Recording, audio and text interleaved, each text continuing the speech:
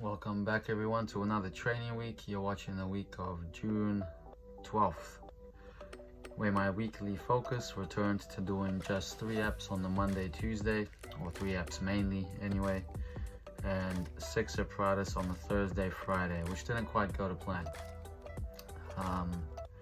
A big theme leading up to Nationals is going to be getting used to the Gymnova pommel horse. We just found out last week that we're using the Gymnova horse at Nationals, and actually coincidentally in a few seconds in one of the next clips you'll see the Gymnova horse that I've been training on right under the Gymnova horse text. Anyway, the highlights: David came up to help me out once again. Very much appreciated, very grateful. I stood up my first shoe felt or Yurchenko 2.5 twist onto a 50 centimeter crash mat on the pit. So nowhere near competition height, but for me that was a pretty big deal. Vault has always been a weakness of mine. It has been a fear of mine. Pommel horse here is a weakness too, and seemingly it was a week that I was working a lot on my weaknesses. Weakness week, I suppose you could call it. And that's actually why the video is almost half an hour long. But it is what it is. I took out some of the more minor bits, but left most of the major turns in there, again for my own reference, not to show off how great I am on the pommel horse, of course. So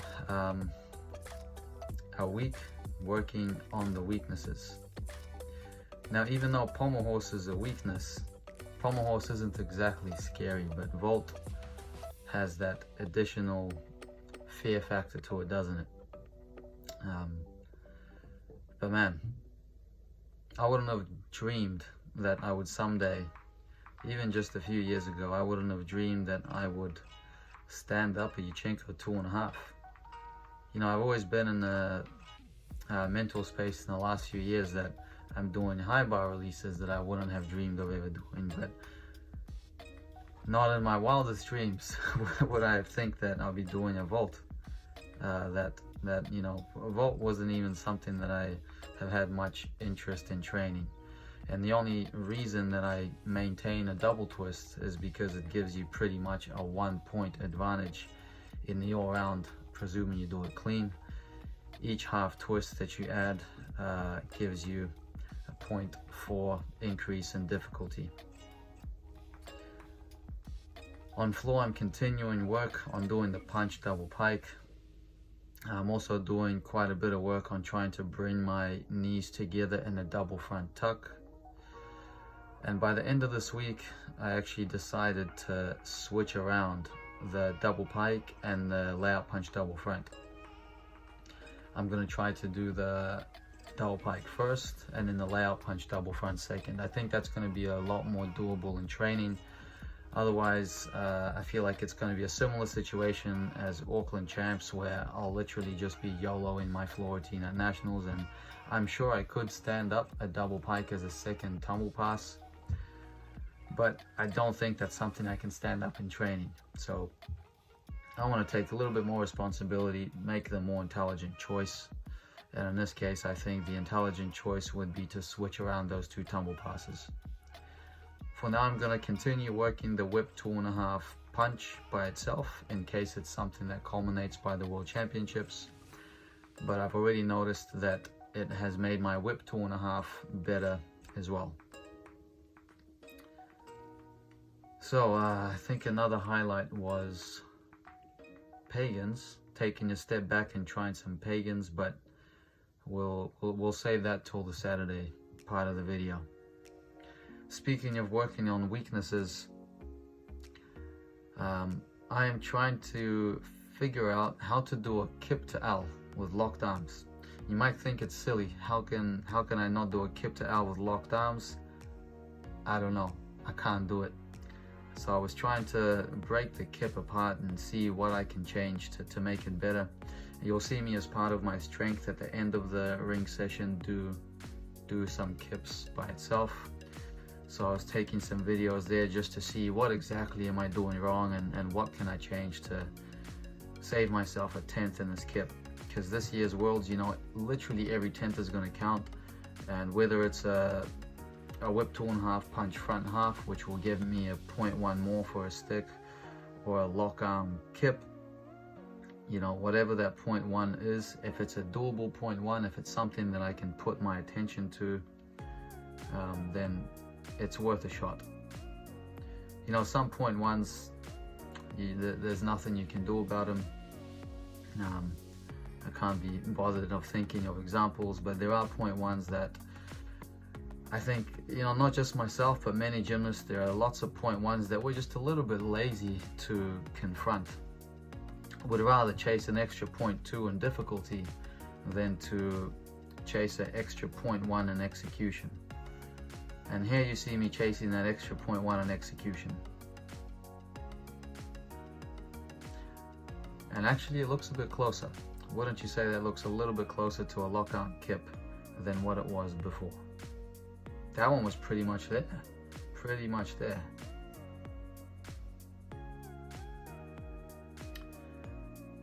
Splitting up the Makuts. So I had done my main 3 apparatus, and I was going to do a little bit of P-bars and a little bit of high bar. Oh, I don't think there's a gymnast out there that doesn't know that feeling right there, where your arm buckles and you have to pull out of a dismount, a stutz, a jam it off, whatever the skill is. But we've all been there before, haven't we, fam? So I thought I would do some extra work on that inconsistent Makuts to see if I can understand just a little bit more about it. And really what it came down to there is the correct timing of pushing into the bar through the bottom of the swing, dishing up, which serves as kind of a kick. We all do it. And initiating the twist. There's a very fine timing that all of that has to happen, like one thing after the other. More refinement on high bar. Besides seeing those slightly bent knees through the bottom of the front giant pull, I was slowing the video down there. I filmed it in slow motion to take a look at my lower back during the kick. And I am able to squeeze it up nice and tight. There you saw the knees through the bottom, they're bending a bit. Probably not too visible with longs on, but right there in that tap, keeping that back really squeezed, which David Colvin advised me, Coach David, could help me to flip faster in the Gaylord type skills. And you'll see that I took a first step towards that technique on the Saturday training session. So it was after this day that I found out that we're on Gym Nova. So you'll see me from this day forth only swinging on the Gym Nova pommel horse. And it's munting up my wrists. It's munting up my shoulders.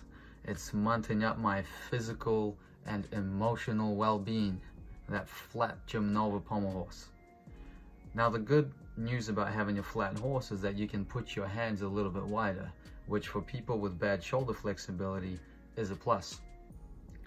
The bad news is with a flat horse, people with wrist issues, and I feel like most people do have some wrist issues in the gymnastics community.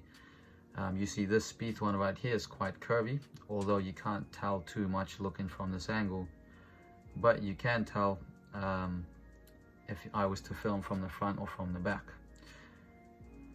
Flat pommel horse means flat hand placement, means sore wrists. But anyways, let's take it to the day of destiny. From here on out, I've committed to training my double twists for the stick, and at least that's made me have better prep for landing. But this day I was like, man, I'm kind of close. And I just kept going because I could feel that it's there, and it was there. Look at that. The first Yurchenko 2.5 that I've ever stood up, probably a good 30 centimeters lower than competition height, plus probably another 30 centimeters give when that mat bends upon landing. But a high five nonetheless. Celebrate the small victories. In my case, that's a massive victory. That is not a small victory. That's a lifelong victory with knee dislocations and all sorts of traumas, twisties. I remember back at Ohio State, I only used to do my vault in the pit. I didn't compete vault at Ohio State. I would try to do a back layout and I would end up doing a double twist. So I had all sorts of scary issues on vault. You can imagine with a problem like that, you don't want to go on hard because you don't know how many twists you're going to do. Hey, but over the last many years, I've sorted it out. I've sorted those twisties out. So where are we? We are Tuesday. So Tuesday with David as coach, I thought I would give another go at connecting some Coleman's out of Cassinas. I won't spoil it. You can see how it went. And the Maris training was strictly limited to just trying to keep that back tighter. And the first step is just to become aware of that area, aware of the time that the change is taking place. There's so much going on in gymnastic skills, especially in high bar releases. It's a really big ask to actually make a change straight away. And I found that the best way to make a change isn't actually to worry about the change at all. First, it's to develop awareness, to be conscious in the part of the skill where the change is taking place. So for example, if it's trying to straighten your knees through the bottom of the tap there, first you just feel your knees during the bottom of a tap. And then you might feel that you do feel by yourself, oh yeah, they are a bit bent. It's not just your coach telling you your knees are bent, your knees are bent. You're actually for the first time feeling with your own senses, my knees are bent. That's step one. So step two will then be to slowly try to straighten them in that tap. Are you going to straighten your knees trying to catch a Coleman or a Cassina? Probably not, because most of your attention is going to be on the catch, on the skill as a whole. So this is where, taking a step back is actually the correct thing to do. And I think I've finally been able to allow myself to take a step back on the Maris training, not be so focused on the catch. And you'll see on Saturday, I scrapped Maris altogether. I was actually curious to go back to my 2 giant pagan tap, and I did some pagans, so we'll see how that went later. You also, you saw me catch the Cassina with literally my hair wrapping around the bar on that last Cassina rep.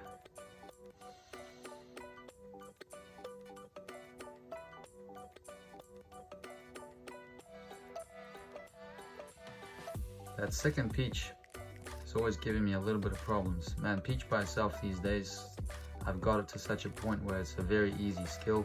Just feels like a clear hip circle to handstand on high bar pretty much. But doing those 3 skills beforehand, plus the change in grip as your hands get sweatier, deeper into your routine. That peach, I'd like to get it perfect. I'd like to get it to fly up. Really make it a non-deductible skill. So got through a scruffy, what's the start value on this? I'm pretty sure I just did a double tuck here, but the double pike, I'm pretty sure this is a 16.2. The Makuts in that set would no way in hell have gotten paid, but still pretty happy to have gotten through the entire routine on such a big training day. So we're left now with 2 full weeks before national championships.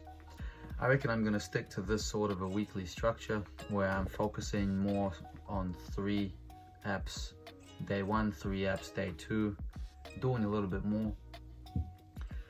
When I do 6 apparatus, I'm kind of rushed. I have to be pretty quick moving from apparatus to apparatus, and there's not much time for refinement. So going back to 3 apparatus per session, I feel like I can take a lot more turns on the apparatus and actually have some time to make changes and make my skills cleaner.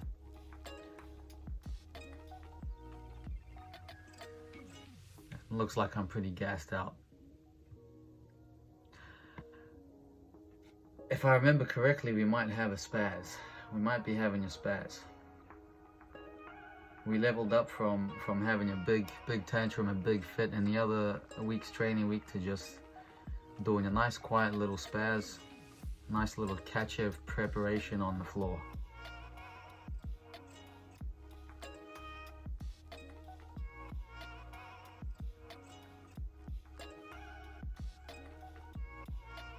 Slow it down. Look at that. Look at that. I'm probably doing myself some favors with my Kachev technique there.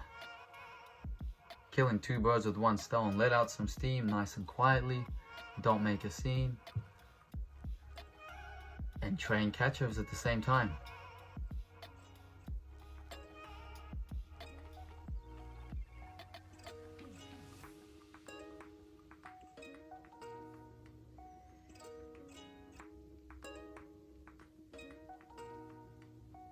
Big sesh, big day.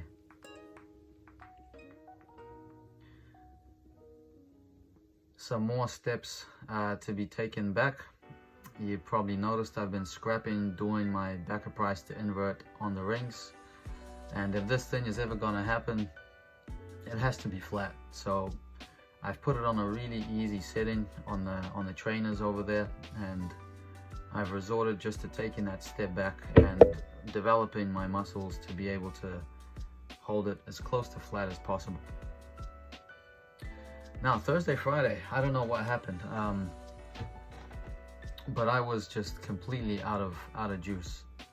Perhaps just the Gym Nova pommel horse took it out of me, but I don't know. A lot of guys at the gym have been getting a bit sick, so there might have been something going around. The weather's getting cold. New Zealand's about to go, into the winter, if you can call it a winter, but it does get pretty cold in the gym. I was feeling under the bus, so you'll notice Thursday, Friday I wasn't able to do too much, and on Saturday had another coffee. David came up for the second time of the week on Saturday from Christchurch. David, I, and Sam from Olympia. Sam is a pommel horse god. You check him out. Sam from Olympia does G-flops on the single handle, so it was great to have Sam in the gym. We went for coffee. I got a large mocha. I was caffeinated, so that may have had something to do with me feeling a little bit better on the Saturday training session. Now don't even get me started on the scissors. So the flat horse and the sore wrist is one thing, but this horse does not slide. The entire scissor at this point, I'm just gonna have to lean forward a lot more than usual and rely on planche strength. There's no slipperiness whatsoever. You just do not slide in your scissors on this horse. To be honest, it almost feels like the material of the longs is more grippy than just bare skin on this pommel horse.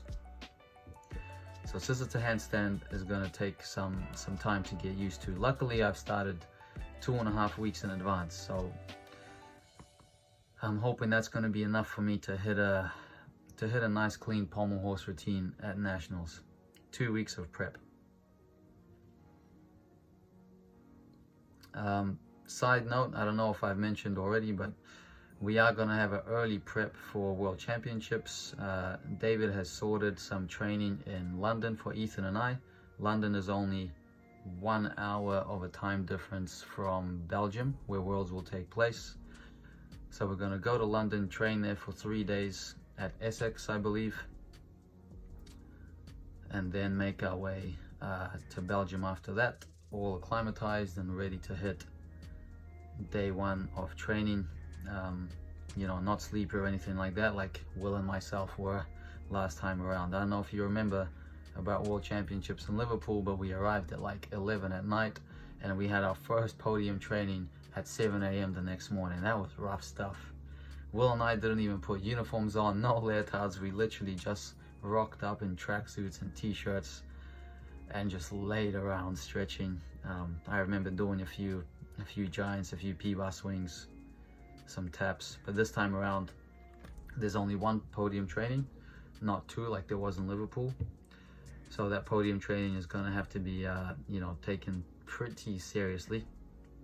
Plus, I'm not doing 2 apparatus only. I'm going to be doing all 6, which makes life a lot tougher.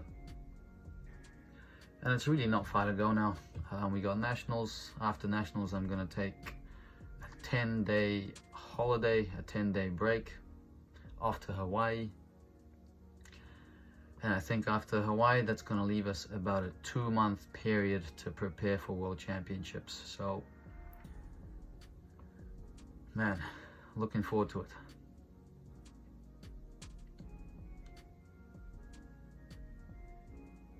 My running joke now in the gym is that I've done every skill on the Gym Nova pommel horse except the Savado. However, all the skills have been performed in a tuck position. Everything I do here is in a tuck. Oh, that was not good for the knee. I'm still feeling it. Looks like the, yeah, landed with my knees going forwards. You definitely don't want to do that. So this is what, Friday? Must be Friday.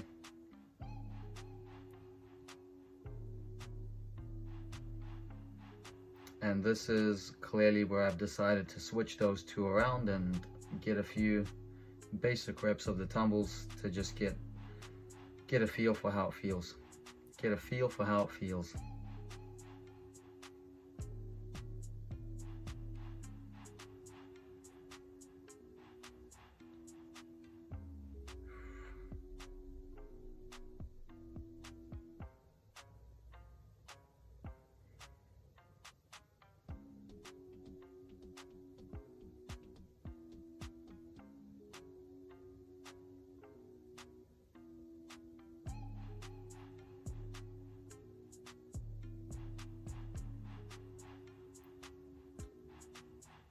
Yeah, Kip Cross, probably not. The crosses have been destroying my my pec slash bicep lately, so I'm trying to be pretty careful with that. Part of it, I think I don't warm up enough before I do my strength. I do like one little light set and then I go straight into my holds. But I reckon that's something I'm gonna need to change. I need to find a way to warm up my body before going into ring strength. Now I'm questioning, do I try to do 2 vaults at nationals? Do I try to do a layouty pikey half, or maybe a front half will be ready by then? I don't know, a front layout half. That day I tried to do Yurchenko's on the hard beatboard. Up until then I've been doing it on the medium beatboard. At Oceania I did it on the soft beatboard. So I'm not sure what kind of board we're gonna have at nationals, but I thought I should at least try and see what the difference is. And yeah, it's a lot. You know, my legs aren't very quick twitch, so I really have to work hard to get anything out of the solid board on the Yurchenko. And giving a full, not a full runner, but I was pretty much running at 80% on that second Yurchenko full, and that felt more like where I want it to be. If I do my usual run up a little bit slower, I get not much backwards momentum into the vault, so the whole thing doesn't have too much power. So if you've ever explored different beatboards, please let me know, you know, what the situation is. Because handspring is one thing, but Yurchenko is a little bit more subtle, a little bit more delicate. You don't just go running full speed into the vault.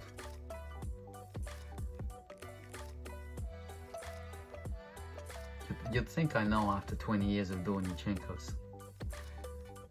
But that's the thing, right? You get comfortable doing the same equipment, the same distances, the same gym. And then you go to international competitions or other competitions, and all of a sudden, things that weren't even giving you any problems whatsoever, all of a sudden, don't know what's going on. So it's good to experiment every now and then. Lets you, well, lets me learn things that I otherwise would miss, I otherwise wouldn't know, unless I tried to do it in a different setting.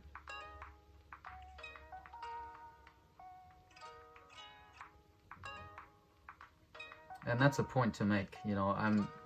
was always one of those athletes, especially growing up through my teenage years, that if there was some sort of a change, if something was different, if my daily routine was different, I was one of those athletes that really got affected majorly by those differences. Couldn't do anything if something felt different. I'd get scared. I'd take skills out of my routines at competitions. As a matter of fact, I remember Gaylord, as long as I was doing it, I didn't actually compete it internationally for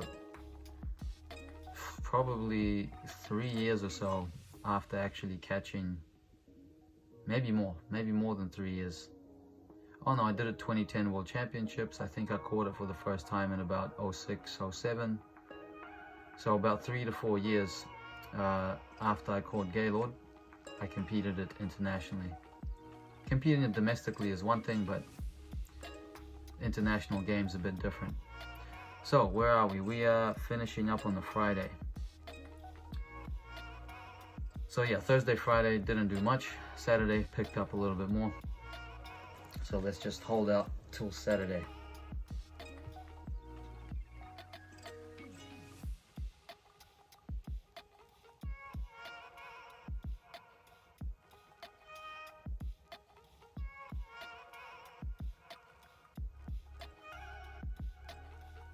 Here it is, Saturday. Saturday I did, yeah, whatever. I did 6 flares. Not much of a spoiler, it's only flares.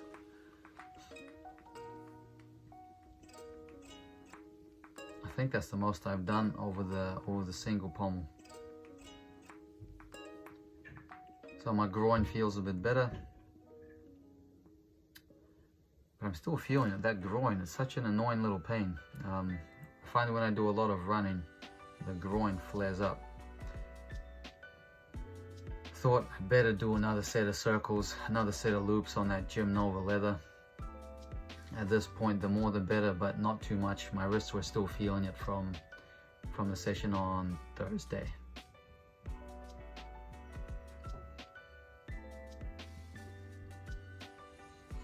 All right, let's go to the fun stuff. So, first of all, here you go. There was another case of twisties. I wanted to do a double layout. Did a double back full.